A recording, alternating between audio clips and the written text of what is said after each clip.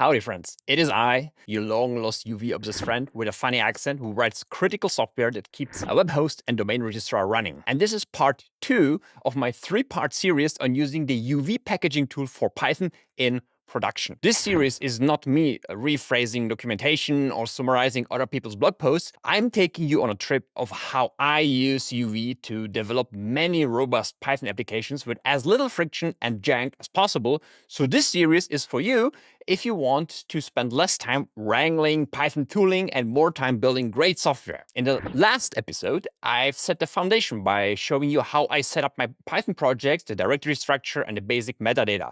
Such that at the end, we had recursively locked dependencies, we could run tests, and we could start a fast API development server and curl it. And if you struggle with a good project structure, or if you want to know the rationale of mine, or want to know why I think UV is the big deal in the first place, check out the video out first. I will not be rehashing any of that. In this video, I'll show you how I use UV locally day to day for my production applications, because new tools can be overwhelming and it might be confusing how they fit together, leading to anxiety. UV's project features now have been out for almost a year, and I've had enough time to settle into workflows that I really like, and I'll share them with you, including a warning about a few sharp edges that still remain. I mean, this is still Python packaging we are talking about. But to keep it realistic, I also talk about how I leverage additional tools to tie everything together to make it even more ergonomic for me and friendlier for teamwork and onboarding. Because my day-to-day work is thoroughly standardized and automated. Otherwise, I could just not do as much as I do, and I have to do as much. And finally, let's marvel together about how a complete log file update with a complete relog can be this fast, ruining valuable coffee making time. And in the next and final installment, I'll talk about packaging the whole thing into Docker in a fast, reproducible, and effective way that you can just push to prod however that looks for you. That was the video I wanted originally to make, but it grew to a crazy size and I had to cut it up, just as I should cut up this one. Somehow this series has become fractal. But I will finish this if it kills me, so help me Dicecra. But if history is any indication, it may take a moment to produce, so please subscribe to my channel so you don't miss it, and so I know anybody actually wants to watch these video tomes. But despite this video approaching feature film length, before we go into medias res, allow me, no, not an ad for a sketchy VPN provider, also not even Sketchshare supplements peddler, I have still not sold out, although my GitHub sponsors are pretty cool. No, allow me a brief moment of self-indulgence. If you've been waiting for months for this second part, you may want to know why it took me so long to produce this video. And if so, stick with me until the end, which will also include a bonus short but very awkward video of me at the PyCharm booth at PyCon US 2025 talking to my favorite JetBrain Paul Everett and the wonderful Zany Blue, the main UV maintainer at Astro as of right now. So, self-indulgence over? Let's rock. The last time we spoke, we ended up with this project, and I got many questions about whether it's available somewhere online. And it wasn't, because it was very simple. But it is now. But don't go there just yet. We are gonna build up to the end result together. So far, we've got an src directory consisting of our package named hello service that consists of an empty dunder init.py, our fast API views in views.py, and our ASGI entry point called asgi.py. We also have a tests directory with a single end-to-end test file, and we are not going to change anything about these directories at all today. We've also got a pyproject.toml with the necessary project metadata, and you may notice that one thing changed here, and it's the build backend. Astro was clearly very upset by my bringing the fire of knowledge of the super secret preview feature to you, my friends. So they decided to punish me by sending an eagle by breaking that feature and move the build backend out of UV proper into a separate package. And the name of the new package is not UV, but UV build. Your stupid eagle can have my liver, Zeus Marsh, but you can't stop me from bringing the fire of Python packaging knowledge to humankind. But either way, you don't need to remember what a build backend is for, what it does, just that you need to configure it correctly and forget about it. Finally, we've got a cross-platform uv.log file that logs all dependencies as defined in pyproject.toml and their respective subdependencies to fixed versions and hashes, making sure that they don't change under you unexpectedly. And now, let's do something with it. I've already shown you how to use UV run to run commands like pytest or fast API. You can also use it to run modules like you would with Python-m. So you can quickly generate an UUID or format JSON without extra tools, or define your own Dunder main modules if you don't want to explicitly define CLI entry points in your metadata. Notably, UVrun automatically uses the cross-platform log file to ensure that it's running the code in a virtualenv with all dependencies at their logged versions on the correct Python version. You don't even have to know there is a virtualenv, as long as you don't accidentally check in the project local .venv directory into Git. You can also easily add new dependencies using uvadd, which will add it to your PyProject.toml with a bottom pin to the current package version. That is very different from the problematic top pin to the current major version that is employed by some competing packaging tools and that isolates you from security updates once they're only available on a major version bump in semantic versioning, and that completely falls on its face with calendar-based versioning that is much more common than you may think. On the other side, bottom pinning, as employed by UV, simplifies the resolution process by limiting the amount of eligible versions while resolving them. As I've said in an earlier video, the number of valid resolutions of a set of dependencies reaches literal astronomical numbers very fast. After adding your new dependency to PyProject.toml, UV will also automatically update your log file, and your next UV run will ensure that it has everything it needs before running whatever you ask it to run. And if you're a troglodyte like myself and like adding dependencies to PyProject.toml by hand, UVrun will also notice that PyProject.toml and UVlog are out of sync and will relog the dependencies on the next run you try to run something. So there's no room for error here, which is so refreshing. Now, all this is great, but only as long as you agree with all your coworkers on optional development helpers like modules that make development more pleasurable, but that aren't necessary to run your tests. So they're probably also not part of your CI runs, like the objectively best debugger module called PDBPP that has just found new maintainership and works on new Python versions again, which makes me incredibly happy. You can have an endless argument over what debugger is best, or you can accept that these development helpers, A, are a matter of taste, and B, don't need to be logged along with the rest of your dependencies. So you just inject them for yourself by passing -- with PDBPP to UVrun. And suddenly, you have colors, sticky listing, and a great tab completion, without changing anything else and without having to argue for adding a dependency. Since it cost me an hour of debugging, a quick intermission about invoking commands using UVrun. As I've said a few minutes earlier, there's two ways to run commands, either specifying a command like uvrun pytest. This is the equivalent of activating a virtualenv in a shell and then running pytest in a shell, or by specifying a module to run, like uvrun-m pytest, which is the equivalent of running pytest-m pytest. It is extremely important that if you want to use uvrun -with, that you run, in this case pytest, in the module form with -m, because currently there's a bug in uvrun that it won't install CLI entry points like the pytest script into the hidden temporary virtualenv that it used when you supply additional dependencies, which means that it will fall back to the pytest script from your main virtualenv, which is lacking the dependency that you want to add using -with, which makes the option a no operation. But if you uvrun -with whatever Python, the dependency is there. You can import it, and that's because the Python entry point is always there. So there's no falling back. And this is so confusing. And to be clear, this bug will be fixed. But I still recommend everyone to use the -m form whenever possible, both with uvrun and Python itself. It just removes another moving part that can go wrong. And despite UV, there's still plenty of moving parts left that can break. So let's not add more than necessary. Bugs like this just keep popping up over the years, and there's just no escape. Intermission over. Now you might want to call me a Luddite for not using some amazing IDE's debugger, to which I say that, the quality of the debuggers aside, sometimes I literally can't, because I need to set an environment variable that gets sanitized by default. And VS Code and its derivatives, for example, don't allow me to set it. But that is also a problem -with can help you with. There's something called the debug adapter protocol that the popular Z editor just added support for, that is also supported by PyCharm, and Microsoft published a package called debugpy that allows me to run my application or tests in the console and connect to it from the IDE. Not that I would do that because I don't have the patience for graphical debuggers, but I could, thanks to UV. Because -with comes to the rescue again. I'm not gonna read it out, but with that line, you can have best of both worlds. Now, we're still only running commands, But you may already say, Hinek, this is all way too much work. And I agree.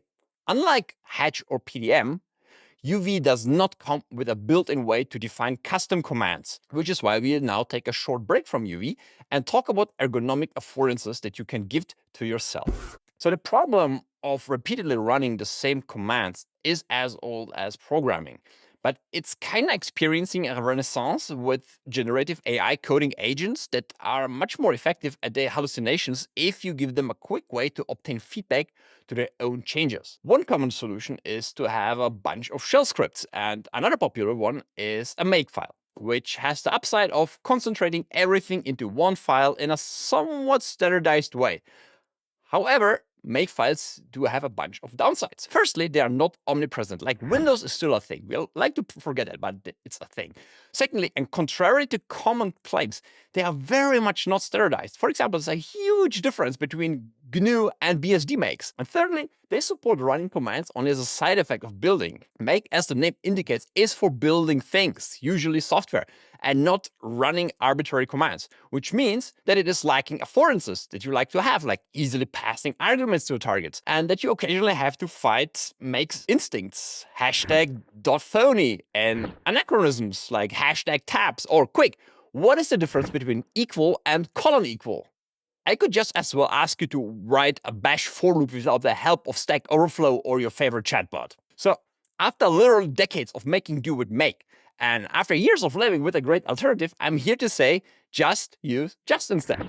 Just is explicitly a command runner written in Rust, which makes it blazingly fast, and not a build tool that also runs commands. It's super easy to install and available for all major Linux distributions. Well, Just did not walk Earth with the dinosaurs, so it's not in Debian stable yet, but it is in the upcoming Trixie release.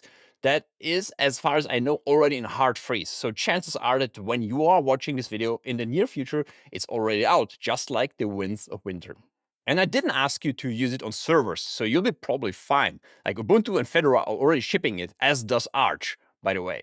In a nod to make, it uses a file called Justfile to define its so-called recipes. And the syntax should be familiar to anyone who ever wrote or successfully deciphered a makefile. You define a Justfile recipe like you define a makefile target by writing a name with a colon and indent the commands that should be run when the recipe is invoked. Anything after the colon are dependencies, and therefore recipes that are run before the recipe itself. And unlike make, you can also define recipes that are called after the current one by separating them with a double ampersand. So in this example, when you run just recipe, you will get this output.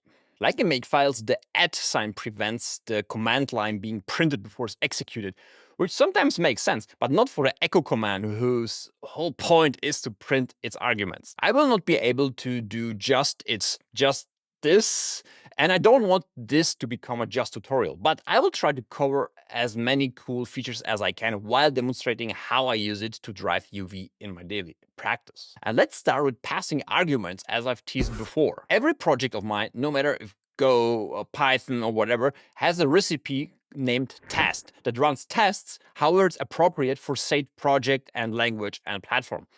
It's so ingrained into my workflows that I have a shell alias called T that will just run just test. And I just hate the just name already. And you too shouldn't be afraid to create aliases for commands you use a lot. It's your shell, make it serve you. But also consider starting your commands and aliases with a comma, such that tab presents you with a nice list of only your custom commands. Like, this is one of my favorite life hacks, courtesy of Brandon Rhodes. But tests are my daily bread and butter, so a plain T it is. Now, running my test suite by typing one character is nice, but in realistic situations, I want to be able to pass arguments to my test command, like limiting what tests to run or dropping into PDB on failures. And with just, it's as simple as this. And now I can write just test -sw and work myself stepwise through failing tests. Okay, I lied. I use stepwise so often that I've got another commaless alias for it called ts, but it's the last one, I promise. Knowing that my tests pass isn't enough though. I also would like to know how much of the application's code it covers. So I've got another standard recipe called cov that could look like this in Python. But come on, that's way too much repetition. So let's use another cool just feature, calling recipes recursively. Now that's better. The underscore, as in Python, marks it as private and ensures that it's not listed when calling just -- list. But its output is a bit ugly, with 2 lines per command, and that's not cool. But I'm sure you remember how to prevent that, right? Correct, it's the @ sign. I've applied it to a recipe, which means that it inverts the silence logic. So in this case, all commands are silenced, but if I added a command prepended with an @ it would be printed. And here we go. We only see the commands we run now. Wonderful. I used to use talks for this, even though that it's not necessarily what it's been made for, but it's a great way to deterministically run commands in a Python environment. But with UV, I don't need that anymore for applications since I have a Justfile anyway, so that means one tool and one configuration less. But for my packages, talks is still invaluable. And check out my video on talks and Nox if you want to learn why. Now, I really don't have the time to show you in detail, but I have a bunch of other standard recipes like lint or typing, and I call them all together by one recipe called checkall that I have a shell alias for that's called "ca." And that binds together all checks that I want to pass before declaring something ready to ship, whatever it means for a specific type of project. But of course, I don't want to just run automated tests in development. I also want to play around with the application too. So every server-based application has a recipe called serve that starts a local development server. Unfortunately, I had to cut a whole section here about the amazing tool called Overmind, and maybe I'll make a separate video on it if there's interest. But if you sometimes need to run multiple processes at once, like a web app and a worker, do check it out. It's much nicer to use than Docker Compose and takes similar tools like Foreman to 11. Now, so far so convenient, but the observant observer might have observed that I've mentioned UV runs -- with argument as a way to customize development affordances. But how are you gonna add those when your command is baked into a company-wide Justfile? The answer, of course, are environment variables. And if you're following the 12-factor app manifesto, you're probably already using them to configure your application in production. I'll show you a much cooler way to set environment variables later in this video, but let's start simple and just use Just's ability to read .env files, which are kinda a least common denominator standard nowadays.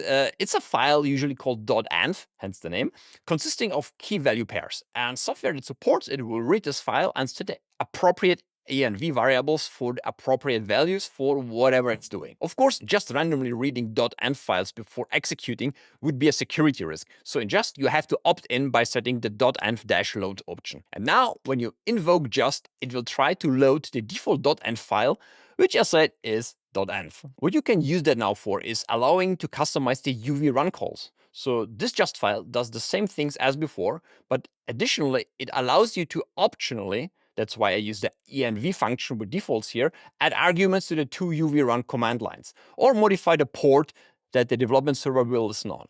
If I refer to those variables directly, which uses the same syntax as a shell script, it will crash whenever the variable isn't set. So this way, it's completely optional, including the very existence of the file. In a beautiful example of recursion, UVrun also supports .env files using the -- file option, which, as most UV options, has an environment variable equivalent that is called UV file. So you can tell UVrun to use a .env file inside of a .env file. So Exhibit would be so proud of us.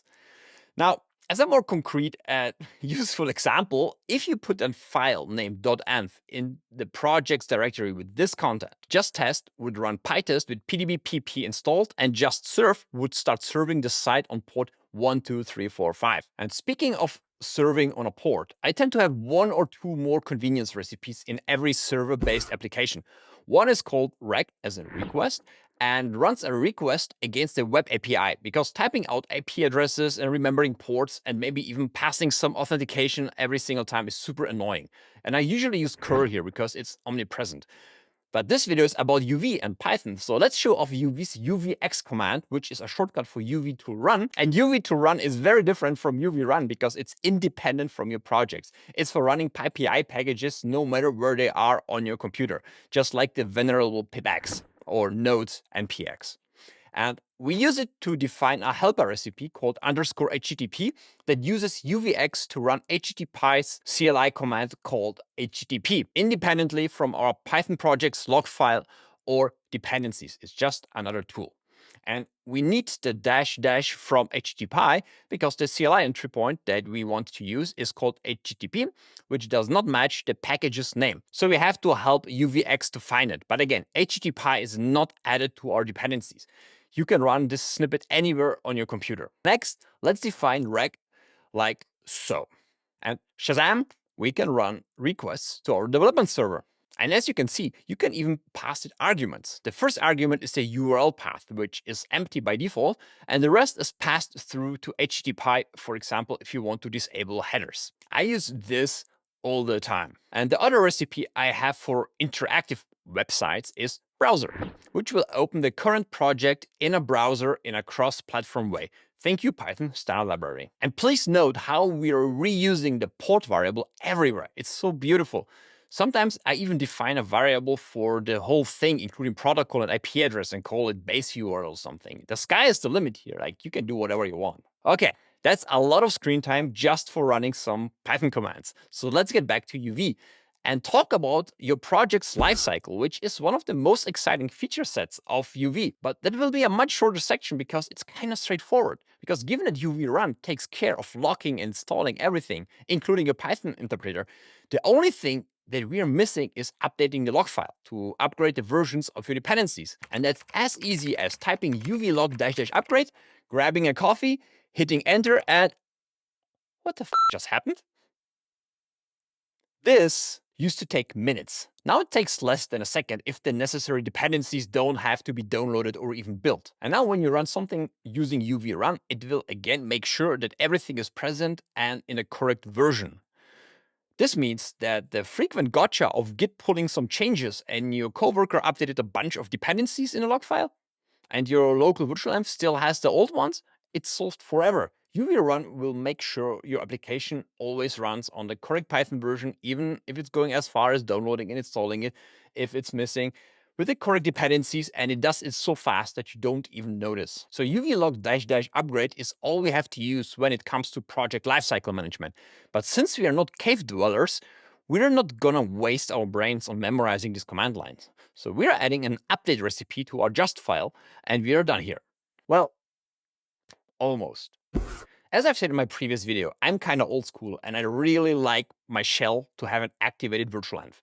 And depending on your company, troglodytes like myself can become a social problem that could hinder the acceptance when onboarding your team to UV, because people tend to get grumpy and defensive when you force new things on them. Like, no matter how many serious problems it solves, replacing the plumbing can raise some grumbles, but should be fine overall. But also forcing everyone to only run the code using UV run. This might be one bridge too far that could cause resistance. And I cannot help you with the inevitable "I want my pip install" grump, but for virtualenv lovers, this is really easy to fix because the virtualenv is right there in your project. It's called .venv, not to be confused with the aforementioned .env, which makes it easy for IDEs and your old school coworkers to find it. Yes, I know. I also preferred having a central place for all my virtualenvs. Shout out to virtualfish. But we all have to make sacrifices here. So if you want to use .venv, UV run won't be able to have our bags anymore. UV run is really an abstraction over virtualenv management, and if we want to use the virtualenv directly, we lose that abstraction. And we have to take responsibility over the activation of the virtualenv and over its lifecycle. And this is the reason why Astral is very much anti-virtualenv activation. Things are more likely to break, something they put a lot of work into to prevent. And Zany Blue, the main UV maintainer at Astral right now, gave an insightful talk at PyCon US 2025 on the past, present, and future of virtual environments that I will link up there. And as a reminder, there's a short but awkward interview of me with them at the end of the video. But their own talk is a great summary on virtual environments from a modern perspective, why they exist, how they and their tools evolved over time. And it also enumerates a bunch of problems that they still have thanks to recent developments like flash attention needing to link at build time to the exact version of Torch that's used within the virtualenv, but it's not enough to have Torch defined as a build dependency because those are not locked and you need to disable build isolation, and Just listening to that gave me a headache. So kudos for them tackling that. I'm glad it's not me. And as a special treat, you can see the back of my head in the lower left corner. And real fans will, of course, recognize my good shirt from my first UV video. But I didn't put on my good shirt for that. I'm so sorry for the terrible audio quality of my most viewed video ever. Oh my god, it's embarrassing. So Astral ain't gonna help us. They might even be tempted to take .venv away from us eventually, because UV is already using a lot of hidden virtualenvs, like when you use -- with argument, like I've mentioned before. The dependencies you specify there do not land in a main virtualenv. Or when you use the amazing script functionality that I don't have time for today. There's so much I want to talk about, man. But if that happens, and they try to take it away from us, I will personally lead the picket line in front of Charlie's house. virtualenv forever. But for now, it's there. And I want to automate its usage because I can't remember anything ever. So firstly, we have to make sure that it exists and that it's up to date. And the magic incarnation here is UV sync. It creates it if it doesn't exist, or recreates it if it has the wrong Python version. And again, it will download the correct Python version if you don't have it already. Then it makes sure all dependencies are present and unnecessary dependencies are crucially removed. Of course, I have a just recipe for that I usually call install. The name install might be confusing if you're using to make files, where make install installs the current project globally. But it's not confusing at all if you are used to npm install, which does the same thing as UV sync. And in web-based project, it's exactly what I call here too. Now, you may wonder, what about UV runs -- with? And no, UV sync does not have an equivalent. What it does have is -- inexact, which will not remove packages that aren't in the log file. So you can manually install pdbpp using UV's pip interface, like UV pip install pdbpp, and UV sync will not nuke it if you pass it -- inexact. But you may be noticing that UV is not optimized for such workflows. And since there is no UV run to hold our hand anymore, we have to run UV sync after each log file update, because UV log only works on the log file, not the virtualenv, which is great, but can be confusing here. And since more things can break now, I have another recipe called Fresh that nukes all kinds of temporary project files I know of, crucially including the virtualenv, and syncs it back fresh. Finally, I want that virtualenv ready and activated automatically whenever I enter a project directory. So here's another favorite tool of mine, which is Direnv. Direnv is a tool that integrates with your shell, and whenever you enter a directory that contains a .env rc file, note the absence of a v at the beginning and the presence of rc at the end, that you've previously approved with the exact content, will execute that file using bash, no matter what shell you're using yourself. It will look at how the env rc script changes the environment variables and then apply those changes back into your current shell, which totally can and should be fish. And before you ask, yes, PowerShell and NewShell are supported too. Cats and dogs are getting married. It's amazing. That means that Direnv can add, modify, and even remove environment variables. Not just make an empty string out of them, remove them as an unset. And as you'd hope, once you leave the directory, it undoes all those changes. So this is kind of like the aforementioned .env files, but taken to 11. And it notably does not require specific support by the tools. The environment variables are legit set in your active shell. So how does a minimal viable .env rc file look for a UV project? It's these two lines. That's it.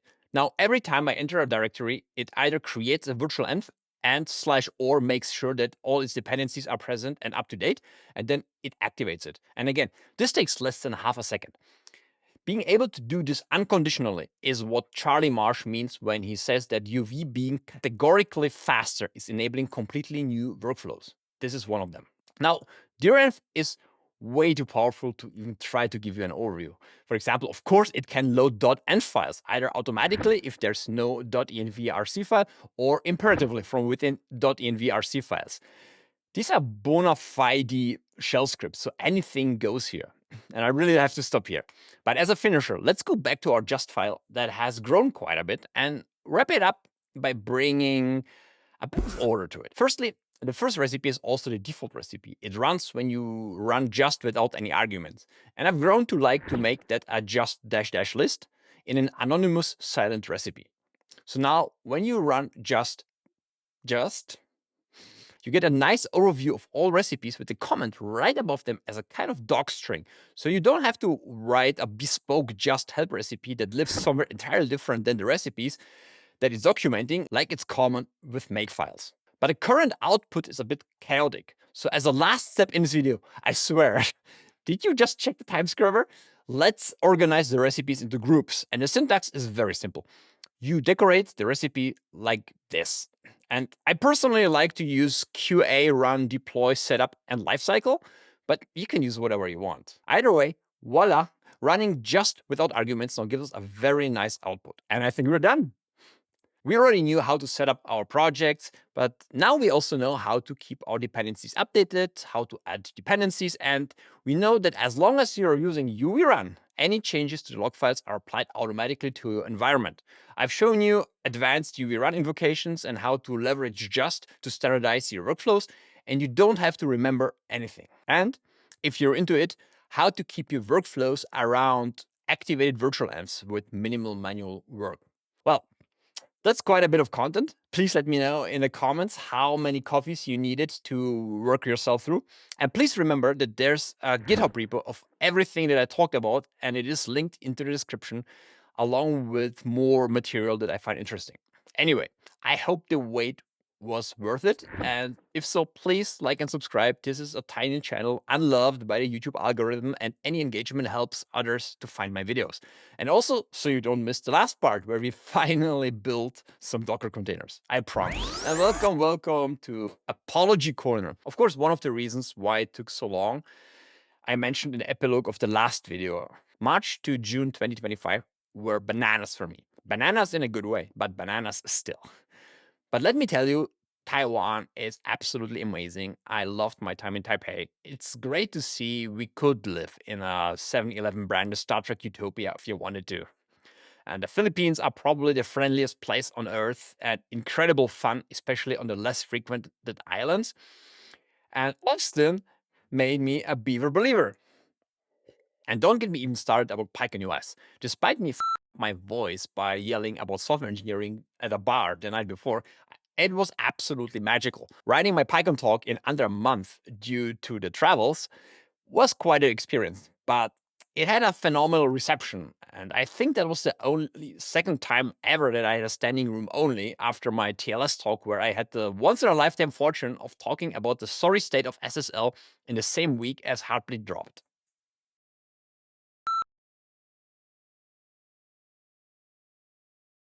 And I think my LED just died. This video is too long. So I'll link the talk both in the description and up there for you to watch. I hope you will like it too, and it will make you forgive me the 3 months of waiting time.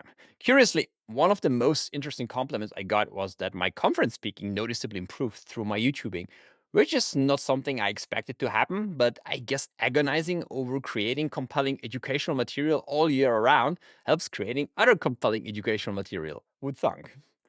And speaking of conferences, while I'm not speaking, I'm totally attending next month's EuroPython in Prague. For the last time at my birthplace, come and say ahoy. The city is definitely worth visiting. The other reason that held me back with this video is that it's more of a grab bag, and quite a big one too. It's just too many things for my feeble mind to organize into one perfectly flowing story. But on the other hand, I'm 100% sure there's going to be something in there for everybody. But yeah, I've spent way too much time just staring at my notes in desperate impotence, just shuffling stuff around. But I hope the result wasn't too much all over the place. Let me know what you think about it in the comments. Sometimes the audience likes the weird stuff best. And as always, let me know if there's any subtopic I should dive deeper into, because it frustrates me so much how I'm forced to be superficial the whole time. But I can say one thing is very different from my last video. This time, the motivation was not a problem. It's my second most watched video, and I have received so many kind comments, and I cannot thank y'all enough for it. As the comments got more desperate, I actually felt very bad for letting y'all down. It's crazy to think that I'm approaching 5K subscribers despite doing everything wrong when it comes to YouTubing. I should be making many short videos to feed the algorithm, and instead I'm doing this. I came to become CGP Grey, and I'm like 1 hour away from becoming an H-bomb. As always, my free public work would not be possible without my loyal, amazing GitHub sponsors, especially my employer, Varumedia, Tidelift, Klaviyo, Privacy Solutions, File Previews, and AMSYS. Also, special thanks to Doist, Daniel Furtunov, and Kevin P. Fleming, and everyone else who chooses to support me in these shitty times. Your support is humbling and means everything to me. Thank you so, so much. But now, as promised, here's the video of me at PyCon US 2025 talking to my old friend Paul Everett of PyCharm. Thanks for the low camera angle, Paul. I'm sure people love my second chin. And my young friend, Zany Blue, the current guardian of UV at Astral. You may notice I'm not used to speak extemporaneously freely. So enjoy the twitching and awkwardness, and thanks for watching all the way to the end. You're the best. And see you hopefully soon to finish off this damn thing. We're here at the PyCharm booth at PyCon US, best show on earth. UV, hotter than the surface of the sun. Hotter than the surface of the sun, right? Hotter than the surface of the sun. Everybody's talking about it. I have Henrik, self-appointed storyteller for UV. I have Zany from Astral, who actually knows everything about UV. Let's start. Henrik, the only videos of yours that get any views. Yes. What are they? Well, why don't you just put the salt into my... You got to get a tattoo that says UV on you. Yeah. People seem to love your UV videos. Yes. What is the story you're telling about UV? Well, the story overall is that Python packaging is good now. I've been around for a very long time. Thank you for that. Yes. And I've seen the pain. I've seen the pain over the years. I've seen the... No, not that one. The scars, the bleeding, and I still get comments on my videos where people who haven't used Python 10 years tell me that they won't ever use Python again because of Python packaging. Sure. And as someone who can contextualize what Astral is doing to the Python community, not to the community, for the community. Some days it feels that way, right? I feel it's very important to spread the good word that our biggest problem has been almost solved. Indeed. And I see you walking the halls talking about UV with the Astral people, and in my mind, I see you writing the script for the next video. So are you going to have more UV videos? That is exactly what's happening. So I've started a trilogy about UV. The first video is 2 months ago. I've been called several times the George R.R. Martin of YouTube, and it's not for my rich storytelling and deep characters. Henrik coming to a theater near you. Right before PyCon last year, we splashed on the scene with our UV pip interface. Yes. And we followed that up about 6 months later in August with like 30 more commands. UV for projects, UV for scripts, UV for tools, UV for installing your Python versions. So UV has taken a big step forward since then. And from August to now, we've really been focusing on polishing all those interfaces.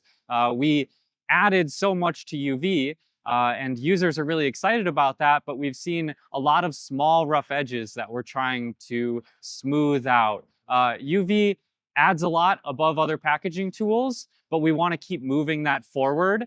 We want all these new features to be really easy to use. We want to add more things on top of that, but we're trying to hold back on some of those new things and roll them out kind of slowly once we've fixed a lot of the pain points that we see in Python packaging. Thank you, Zany, for saving us from ourselves in the world of Python. We've needed you for like 20 years, and you are the hero we need, showing up at the right moment. Henrik, thank you for telling all of these stories via your videos. Click and subscribe on Henrik. Like and subscribe. Like and subscribe. I'm clicking right now, as you can see. PyCharm has been doing a lot of great things with UV. Thank you for the help on the support on that. Give us a try, give Zany a try, give Henrik a try, give PyCon a try.